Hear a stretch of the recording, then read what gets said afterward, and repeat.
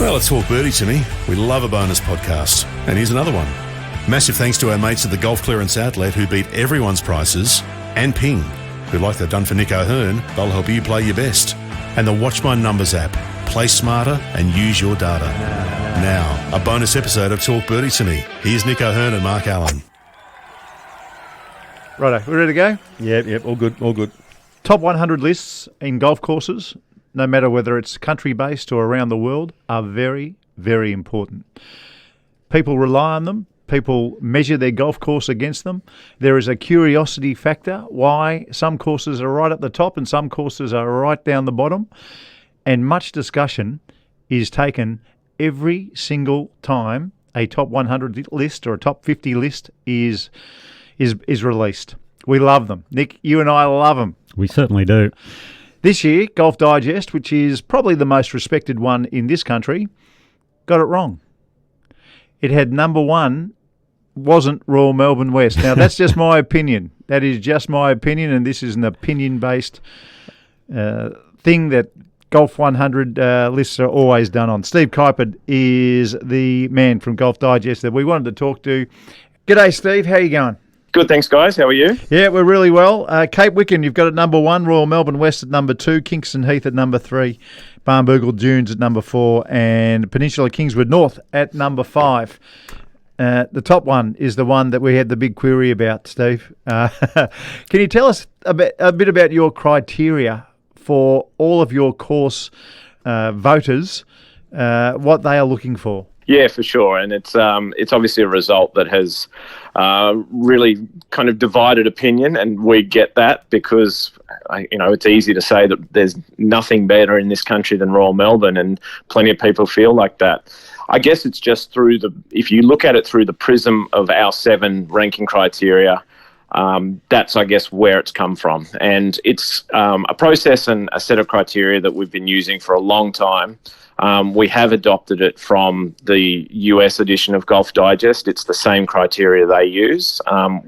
We're not required to use the same criteria. We can go it alone if we want, but we've stuck by their 7 measuring posts, I guess, and they include shot options, challenge, layout variety, distinctiveness, character, aesthetics, and conditioning.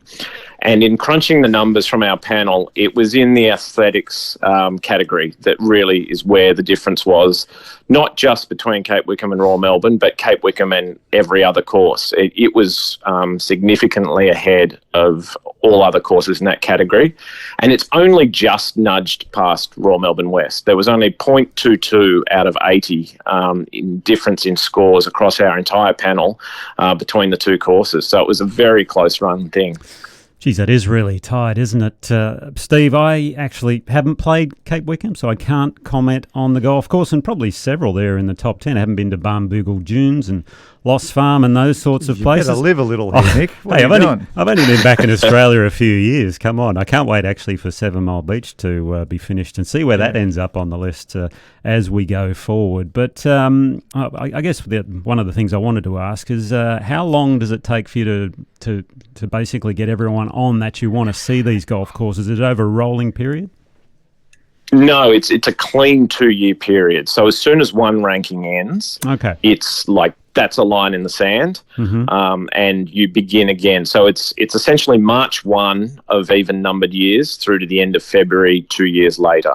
Okay. And that's sort of been a pretty firm rule for quite some time. In fact, our panel actually log their scores through a website portal, and they actually can't do it outside that 2-year window. It'll actually prevent them from logging a score that for a round that's played outside that 2-year window. So it's really, the ranking doesn't sleep because essentially as one ranking period ends, the next one starts.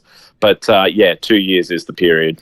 Okay, yeah, I understand there could be criteria, but I must admit there's got to be one more if you're going to go down that route, and that's got to be for gut feel or the eye test or something like that. Gut feel's a good one. Yep. Yeah, it's an interesting one because obviously we're talking about an art form, golf course architecture and even the way golfers react and respond to different courses. It's truly subjective and it's a real art form, and trying to turn art into numbers is quite possibly not the best way to do it. But we haven't come across a better way yet. Yes, you could just sit there and write a list and say, okay, I like this one best for reasons that are indistinct. But we feel like our 7 criteria make it more complete. We feel like there's no element of a golf course that's going to get missed if you adhere to those 7 different criteria. And, as I said, it's stood the test of time. Just on this occasion, it's given us an upset result. So Steve, how many people have you got on the panel? Yeah, it's a good question because it's vastly bigger than previous years. To give you a bit of background, the ranking that came out just before COVID hit, which was actually March 2020, which is basically when the country started to get shut down, we just published the list for that year. And then, of course, the worst of COVID essentially was 2 years. So it impacted the very next ranking quite heavily. And while we felt like it was a pretty complete ranking, we felt like the results were strong. It was only just. There were some courses that were almost too short in evaluations to actually include them. And while we were comfortable with the outcome, we realised it was a close thing. And so we made the move to drastically expand the size of the panel, particularly in the lower population states, particularly in SA and WA, and really get a huge number of total votes across the whole country, not just for top 100 courses, but for sort of the next 100, 150. And that just gave us this far greater bank of data. And so, yeah, that's really how we've managed to get the entire country's golf courses. There's, I think, something like 1,603 golf courses, and our panel collectively saw 809 of them. So just over half had at least one score lodged, which was a pretty impressive effort and could only really happen with a panel that size. So it's a mighty effort. How many on that panel? 277, which was just how it worked out. We weren't actually aiming for a certain number. It's just the way it worked out. And our next step is to work out exactly what the optimum number of panellists is going to be. It might be similar. It might be a few less. That's sort of my next task now that this period is done and the list is out. But they all worked pretty hard. And one of our panellists in particular saw 164 different courses in that 2-year period, which is just incredible. Yeah, mighty effort. So of the 277 panellists, Nick just played me some audio of you speaking on a podcast. Australian Golf Passport. Yes. Only 13 of your 277 panellists played both Royal Melbourne and Cape Wickham. Is that right? Yeah, that's right. The crossover across those 2 courses was 13 panellists who saw both Royal Melbourne West and Cape Wickham. So moving forward, do you reckon you could balance that up a little bit more to where, if you've got 277 panellists, we probably need at least 50 of them playing both courses, wouldn't we? You could argue that. We sort of use a benchmark of 10 evaluations minimum per course. Right. We sort of feel like once you get to 10, after that, the numbers don't actually change very much. You think about how an election is held and how early they're able to calculate a result for a seat based on a really small number of votes in, because even just 5% of the votes counted gives you an indication of what the entire count is going to look like. And we found the same thing. As soon as you've got about 10 or 12 evaluations for a course, having 20 or 30 or 40 actually doesn't tend to change the outcome that much. And yeah, while 13 might seem like a small number, it's actually gave us a pretty decent snapshot of the broader scene, I suppose. Steve, statistically, you are correct. That's a fair point. However, optics play a role here as well. And would there be an argument to say, no one gives a rat's ass whether course 37 is 37 next year or 39 next year. No one's going to talk about that. But they do talk about 1 to 2 or 3 to 2 or something like that.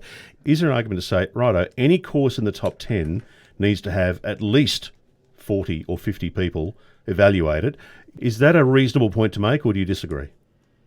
No, definitely. And that's the way it played out. Like, I'm actually reading down our results list here. Because remember, 13 was just the crossover. That was just the crossover of panellists who saw both courses. Cape Wickham actually got 41 votes. Royal Melbourne West got 60. Barnbougle got 75. Kingston Heath got 80. Like, there was actually nothing in the top 10 that got fewer than 40 votes. And so our panel did a great job of seeing, the top 10, the top 50, and there was no course in the top 100 that saw that got fewer than 10. And that's including even Kalgoorlie. You think where Kalgoorlie is in the middle of WA, we still had 10 of our panel make it there in a 2-year period. So I think what you're saying is spot on. But yeah, just remember that 13 was the crossover between those two courses. There was a high number of votes right through that top 10. So you mentioned criteria and that the criteria has subtly changed. What part of the criteria do you think it was that got Cape Wickham to number one? Oh, it was definitely aesthetics, and it's an interesting one. I feel like that's one of the criteria where there's a little bit more room for personal interpretation. I feel like with the main architectural criteria of shot options and layout variety, our definitions that we give to our panel are quite clear. They'll know what to look for under those kind of headlines. But aesthetics, which I'll read out, it means how well do the scenic values of the course, including landscaping, vegetation, water features and backdrops, add to the pleasure of a round. That allows people to have a little bit more of a looser interpretation, a little more personal. And so that's the area where I suppose Cape Wickham really wowed our judges this time. Although I say this time, there is a little background here in that 2 rankings ago, the 2020 list, it was very nearly an overthrow of Royal Melbourne then. We actually had the top 4 courses finish very, very close in points, but they just happened to finish in the same order that they'd been in previously. But that was the first window we had into the possibility of Royal Melbourne not being ranked number 1. And then last ranking, 22, Royal Melbourne was reasonably comfortably in front of second, and we sort of thought, okay, nothing to see here. But I guess looking back at the 2020 list, that's when we kind of knew, okay, maybe a change is on here, and that's how it's played out this time. But I think the other thing we would say too is for a long, long time, we ranked only the composite course at Royal Melbourne. And I think if we still did that to this day, it would not be passed as number 1. I don't think there's a course in the country that can beat the composite course, which might even be the best golf course in the world. But when you break it down to east and west, it's the west course is obviously amazing, but it's not as strong as the composite, and it kind of gave some of the other courses behind it, some hope, I suppose, some possibility of narrowing the gap on number 1. I agree with a couple of things you said there. Royal Melbourne Composite, I think, is 30-40% better than the West, if that's possible for people to believe. It is just the way it sets up. And the other thing that you said that is correct. What frames a golf hole, quite often, in my view, is just as important as the architecture on the golf hole. For instance, if you go to Augusta, which is always in the top 10, some people have it at 3, some people have it at 8. It's always around there. If you surrounded Augusta National with river gums and paperbark trees, I promise you, it's not going to be in that top 10. It's what frames so many of those holes that makes Augusta. So that's a big part of it. Let's just take a quick break if we can, Steve. We're on the 9th green, and traditionally on the Talk Birdie To Me podcast, I'll catch you on the 10th. No problem.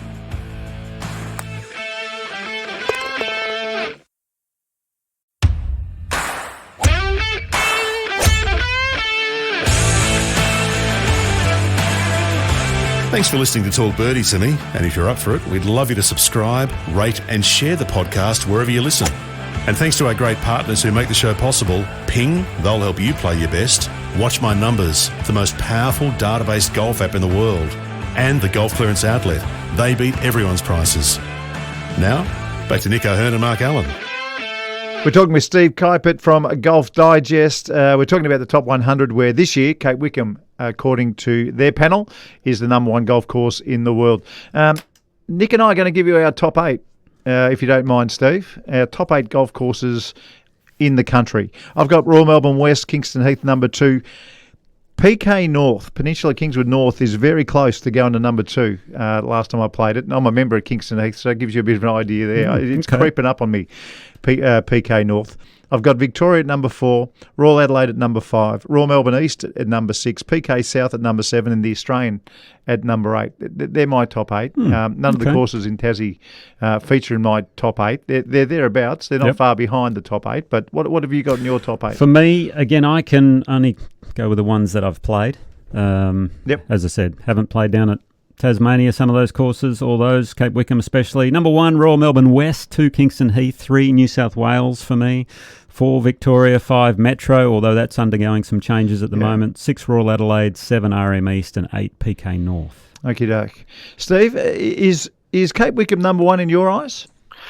No, if it was me personally, I'd have Royal Melbourne West.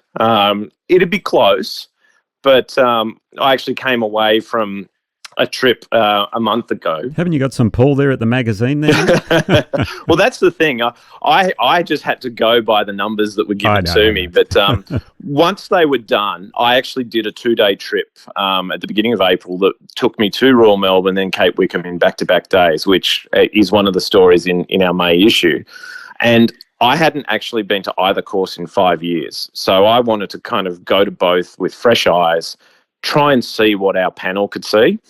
And I caught Royal Melbourne West on a really quite calm, beautiful autumn afternoon, and it was everything I remembered it. It was just such an incredible golf course. I love the way that it makes you think on every shot, particularly into and around the greens, and you would happily play there every day for the rest of your life and just love it. Cape Wickham, I also love. I think it's for different reasons, though. Yes, the setting. And I think what Mark was saying there about Augusta and the surroundings, there's always been an argument, I think, in course architecture on amazing sites, particularly coastal sites. If you could drop a curtain down behind the hole and not see the ocean and not see the coastline, would it still be a great hole? And while I think it's a valid point to ask, you also can't do that. Like, you can't drop a curtain down behind the 5th green at New South Wales and pretend that the Botany Bay and the ocean is there. That's part of what makes that golf course what it is. And it's the same with Cape Wickham. You're talking about a golf course that can be near unplayable in certain winds, but if you catch it on a calm day, is one of the most pleasant experiences you'll ever have. And I also love the way Cape Wickham, the inland holes are just as good as the coastal holes. So it doesn't actually rely on the coast for every single hole to make it good. The inland ones are just as strong. And so, look, they're so different as 1 and 2. It's not like Royal Melbourne and Kingston Heath, where you kind of go similar properties, subtly different, but, not that different. Whereas Royal Melbourne West and Cape Wickham are chalk and cheese in terms of location and the kind of weather you're going to get. So that probably makes them a little harder to compare. But yeah, I would have them as 1 and 2, my personal 1 and 2, but I'd have Royal Melbourne West edging it. Yeah, the aesthetics part is so difficult when you're rating those two. But Steve, we met, I don't know how many years ago, we ended up playing the Australian Open Pro-Am from memory at the Australian Golf Club, didn't we? As a 2-ball from memory. Is that what it was? We did. That's right. Can you believe that? Nobody else showed up. No one wanted to play with us. It was so bizarre. And I think at that time, so you were working for the other, obviously, large golf magazine here in Australia. No, I was with Golf Digest then. Oh, were you? Yep. I thought you were with Golf Australia. But you have the unique position. I've worked for both. In that you've worked for both, exactly. So their list just came out as well, and I was taking a glance at that earlier, Golf Australia magazines, and they have Royal Melbourne West at 1, Kingston Heath 2, Cape Wickham 3. So obviously there's some, it may only be a tenth of a point there, here or there, if they go by the same system. Do they have a similar rating system to you guys at Golf Digest, or is it completely different? No, it is quite different, and I think they've done that deliberately to create that point of difference. I know Brendan James, who was the long-time editor there, he liked the more simple approach. I think it was a maximum of 3 different criteria, and it sort of allowed for a bit more personal interpretation. And if you were looking for a way to do it that was different to our way, that's probably how I'd do it as well. But I think they've deliberately gone for a point of difference and a different way of approaching their evaluations. And Steve, the criteria. Just the last one. When you were talking about Royal Melbourne, you said the criteria that the only one that really counts, in my view, and that is you'd play there every day for the rest of your life. Every dayable is the criteria that I love. Why is there such importance on the criteria? I mean, when I read the heading of your list, it's the top 100 courses. That's it. I mean, that should be it. It shouldn't be through a lens of this. It should just be the best courses. Why do you think the criteria is so important for Golf Digest here and overseas? Yeah, it's a really good point. And one of the reasons why we stick with the criteria that the US uses is it helps them compile their world list if all the Golf Digest affiliates around the world are using the same system. As I said before, we don't have to, but we realise that's one element of it. But it's kind of, as I said before, I feel like you're not going to miss anything going by our criteria. There's no element or aspect of a golf course that's not going to fall under one of our 7 categories and criterion. You're going to capture everything. And I suppose that's why we do it the way we do. Yeah, you're right. The way you're talking about is another way you could do it. Just write a list. Here's my top 100, and then you get the next person on the panel to do their top 100, and you go down the line and you just sort of marry all the results together and come up with a list. But everybody's produced their own list, looking at it in a different way. I guess the way we've done it is we're getting all our panel to look at each golf course the same way, through the same sort of 7 sets of lenses, I suppose, using our criteria. Is one way going to produce a different result than another? Maybe, probably. Is one way better than the other? And I guess it's like the final result. That's open to interpretation. Yeah, and I think that's what's happened. I think people have seen what frames Cape Wickham. It is stunning. And maybe some of the others, the 40 or so who went to Royal Melbourne West, see what frames Royal Melbourne, and maybe they just don't think it is as stunning. In my view, it is absolutely stunning what Royal Melbourne do, and the rolling hills and the whole lot. The tea tree, I know tea tree seems to be on the banned list for so many people at the moment, which is, I reckon it should be in the heritage listed list. Don't worry about just trying to get rid of tea tree. So to me, and the reason and believe me, my criticism comes from passion, not from not liking Golf Digest or anything like that. You're a subscriber now. I'm a subscriber, and I read your tweets religiously. And the Greg Norman article that we probably ought to talk about, and with the beef he's got with Golf Australia, all that sort of stuff is great. But to me, the everydayable is the one. And the reason that I don't have any of the Tassie courses in my top 8 is because it's the last joint I want to play every day for the rest of my life, because you're playing in 6 and 7 club wins. I know the courses are stunning. I wonder how many... But it's all got to be part of it. How many days of the year do they get wins, say, under 30 kilometres an hour or something like that? I don't know. It'd be fascinating to find that out. It would be. It's a good question with Cape Wickham, because you're right. In one of the other articles in the same issue, it was discussed that should Cape Wickham should it close over winter? And you could probably make that argument, but you get strong winds there at any time of year. It's just luck of the draw in some ways. But it's a good point, the playability element. I guess I'd probably respond to that by saying, well, look at where the game was founded.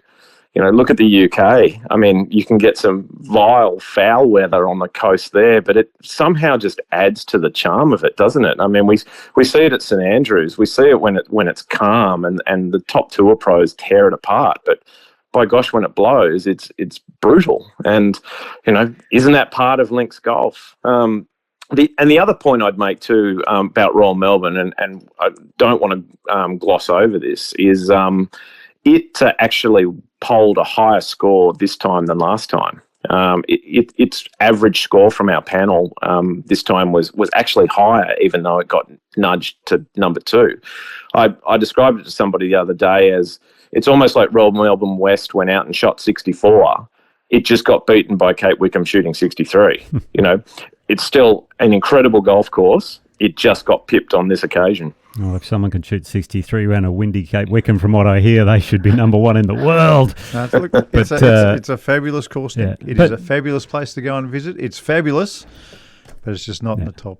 Well, that's, again, but that's the thing about all this is it's like a piece of art. It's an opinion, right? I know. And in this case, there are metrics, but you look at some of the old Renaissance artists or the abstract artists or whatever. I know this better than most because my wife is an artist, and you know, we're always discussing, well, what is a painting worth? Well, it depends on how much someone's willing to pay for it at the end of the day. It is just an opinion. Mediating. That's what I'm here for. Good job mediating. And it's like my other passion, wine. You know, if if you like it, you like it. If you don't, you don't. But anyway, I think they're great. They're two great parallels, aren't they? You know, it is really so subjective art. You know, whether it is literal art hanging on a wall, or whether it's music, whether it's movies, whether it's the latest series from Netflix, or like wine, what one person hates another person loves, and it's golf courses are exactly the same. But and you know that's part of the flow on from when we publish any list. When any magazine publishes any list, there's always going to be ways to kind of pick it apart, and people disagreeing, people agreeing, but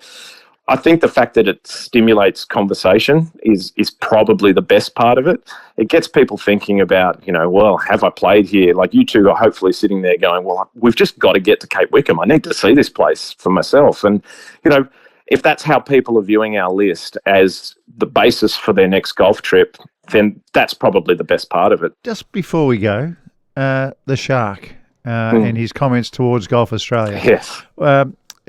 Maybe you could outline, for people who haven't subscribed to your magazine like I have, could you just quickly outline the beef he had with Golf Australia for us? Well, it was actually the PGA of Australia.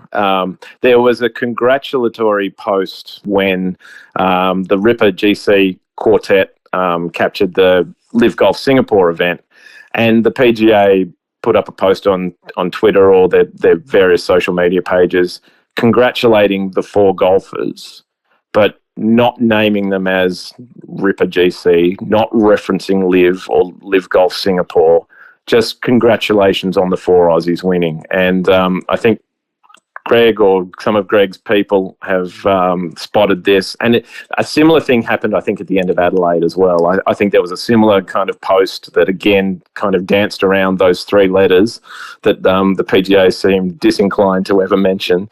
And so I think it was a case of once bitten, you know, twice shy. They've seen it twice, and so they've kind of gone, you know, or Greg's people have jumped in and said, okay, we need to have a bit of a crack here, and sort of said, you know, can you please just reference exactly where this happened and what event it was, rather than randomly congratulating four Australian golfers. So, there's obviously a bit going on there. And, you know, the PGA has various allegiances, and I think they feel the duty to probably reference the fact that four Australian professional golfers have contributed to a victory, but they maybe seem not so keen to reference exactly where and which event it was. Thanks for your time. Good luck with the magazine.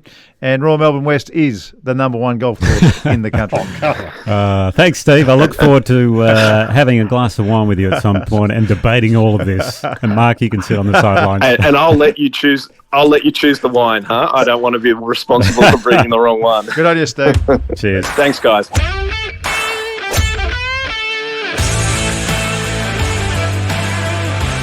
Thanks for being part of Talk Birdie To Me with Nick O'Hearn and Mark Allen. And if you want to be part of the show, drop us a message or comment on the socials. Or you can send an email or leave a voicemail at talkbirdietome.com.au. Thanks to the great team at Ping. They're the best in the business, and they'll help you play your best. And the Golf Clearance Outlet. If you're after top quality at prices you won't beat, check them out. golfclearanceoutlet.com.au. Talk Birdie To Me's executive producer is Dan Bradley at Kaizen Media. Sound design, Daryl Misson at loudzebra.com.